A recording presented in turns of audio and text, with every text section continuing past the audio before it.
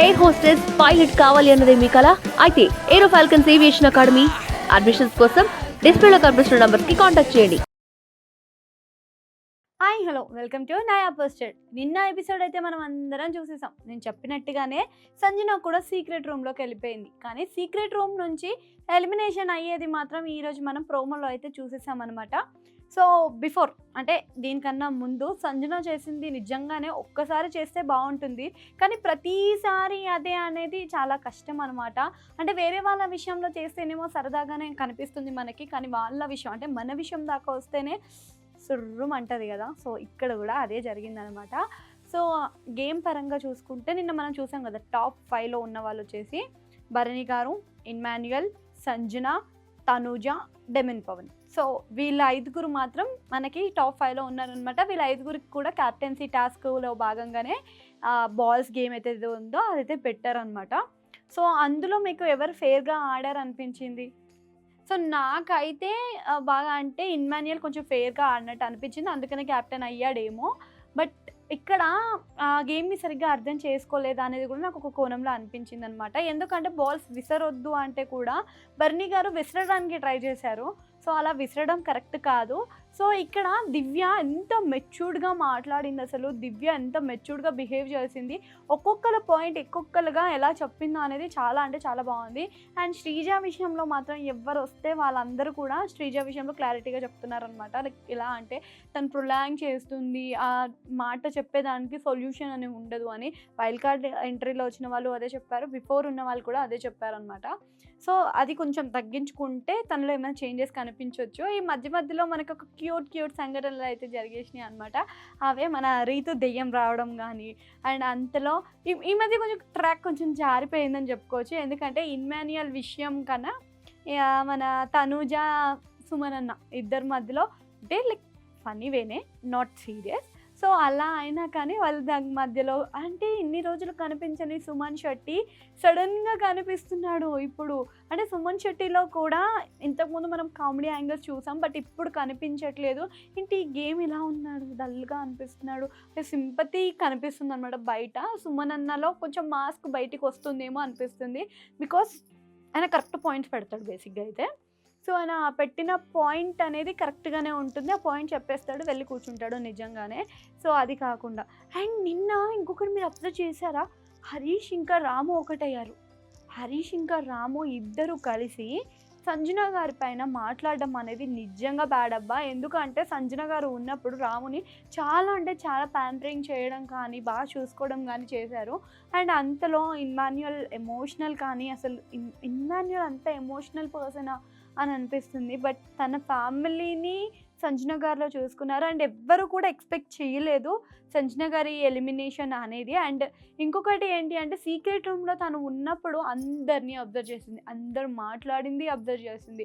So నిజమే, ఏదైనా సరే ఒక్కసారే బాగుంటుంది. అండ్ దివ్యానికిత విషయంలో కూడా అదే జరిగింది కాబట్టి దివ్యానికిత కూడా వీటి విషయంలో సీరియస్ చేయలేదు. కానీ ఇంకొకటి దొంగతనం చేసింది చూసారా, అందులో మనకి శ్రీజ అసలు ఎవ్వరు ఎక్స్పెక్టెడ్ అబ్బా. ఎందుకంటే శ్రీజ ఆ విధంగా చేస్తుందని ఎవ్వరు ఎక్స్పెక్ట్ చేయలేదు. ప్రియాని ఇన్వాల్వ్ చేసింది కానీ ప్రియా ఎందుకో మరి అందులో పాలు పంచుకోలేదు. చాలా నిజంగానే కష్టపడ్డారు అండ్ దానికి ఇమ్మాన్యుయల్ సపోర్ట్ చేశాడు. బర్నీ గారు కొంచెం మాస్క్లో ఉన్నట్టుగా కనిపిస్తున్నారు, సమ్టైమ్స్ అటు సమ్టైమ్స్ ఇటు జంప్ అవుతున్నారా, క్లారిటీ లేదా గేమ్ పైన అని కూడా కొంచెం అనిపిస్తుంది. అండ్ తనూజ విషయానికి వస్తే నిజంగానే ఊరికే అలగడం తప్ప గేమ్ కూడా కొంచెం డౌన్ అయిపోయింది తనూజది.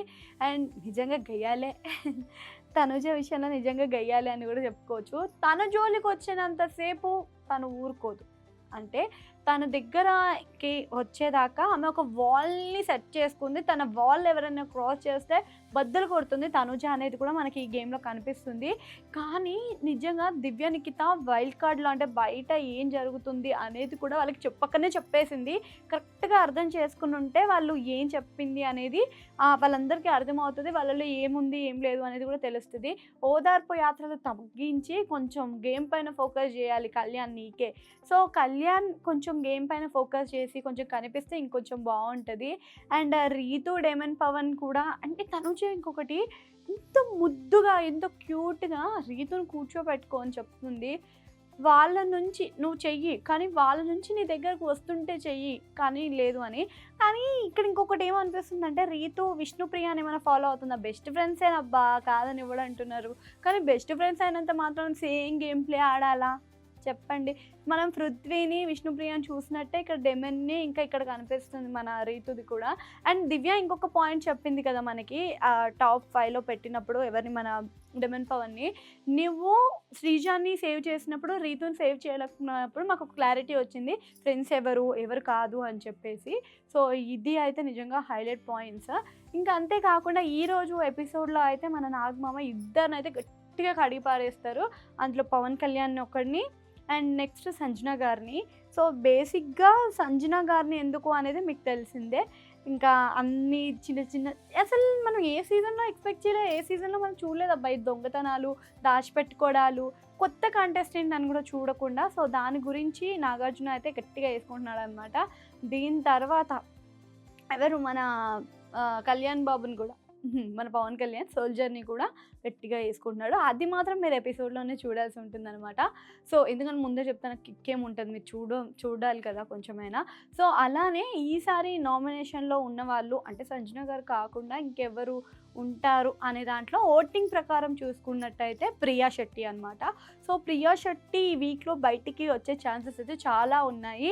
అండ్ ప్రియా పరంగా చూసుకుంటే జెన్యూనిటీ ఉండాలి, కానీ ఎక్కడ ఉండాలి అనేది. అండ్ తను స్టాండ్ తీసుకోలేకపోతుంది, తన గేమ్ ప్రకారం తను ఆడలేకపోతుంది, వాళ్ళు వీళ్ళు ఇన్ఫ్లుయెన్స్ చేస్తున్నారు, దానికి ఆమె ఇన్ఫ్లుయెన్స్ అవుతుంది అని దివ్య నిఖిత కూడా మనకి చెప్పిందనమాట. సో నిజంగానే తను ఇన్ఫ్లుయెన్స్ అవుతుందా అవ్వట్లేదా మీకు అనిపిస్తే మాత్రం అది కామెంట్ సెక్షన్లో కామెంట్ చేయండి. అండ్ ఈ వీక్లో మనకి దేతడి హారిక మాత్రం ఒక మంచి పర్ఫార్మెన్స్తో అయితే మనకు కనిపిస్తుంది అన్నమాట. ఈ వీకెండ్ 2 days అయితే ఉంది కదా, సండే సాటర్డే. సో సాటర్డే సండేలో దేతడి హారిక కూడా మనకు ఒక పర్ఫార్మెన్స్తో ఇస్తుంది, అది కూడా దసరా స్పెషల్గా ఇవ్వబోతుంది అనమాట. సో ఇంకా మంచి మంచి ప్యూర్ అప్డేట్స్ కోసం, ప్రిడిక్షన్స్ కోసం మన ఛానల్ని సబ్స్క్రైబ్ చేసుకోండి. చూస్తూనే ఉండండి. సైనింగ్ ఆఫ్ రక్షిత రెడ్డి.